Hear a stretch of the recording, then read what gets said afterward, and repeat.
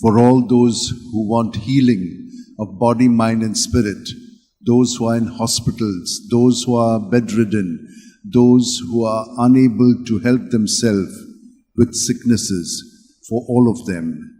Besides those who have asked us to pray for them for their various needs, we bring them all to you, Lord, and we ask you to heal them, especially those who are now suffering persecution in so many countries, those in Manipur, in Myanmar, in different parts of the world, in Africa. Lord, we ask you to give them strength. It is for you that I suffer taunts, that shame covers my face, that I become a stranger to my brothers, an alien to my own mother's sons. I'm filled with blessings in your holy place, and taunts over you come on me. This is my prayer to you, my prayer for your favor.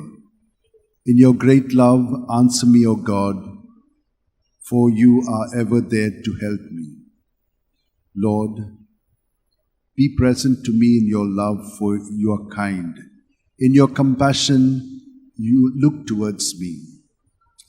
The poor shall see and be glad, and God-seeking hearts will revive. For you answer the cries of the poor, and do not leave them in their chains. Let the heavens and the earth give you praise. Let the seas and every living thing. O devoted servant of God, Saint Francis Xavier, your heart was burning with love for Jesus. Impelled by this love, you went from country to country and spent yourself unto death, proclaiming the name of Jesus and the good news of salvation. That is why the Father filled you with glory in heaven and preserved your body from corruption here on earth.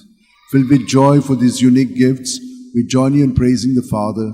And now we ask your intercession for ourselves. Each one of you can pray for whatever you want. We have already asked for this blessing.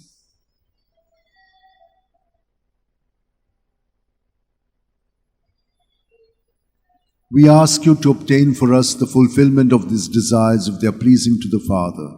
And for everything, together with you, we praise the Father through Jesus in the Spirit. Amen. Amen. And may Almighty God bless us, Father, Son, and Holy Spirit. Amen. Amen.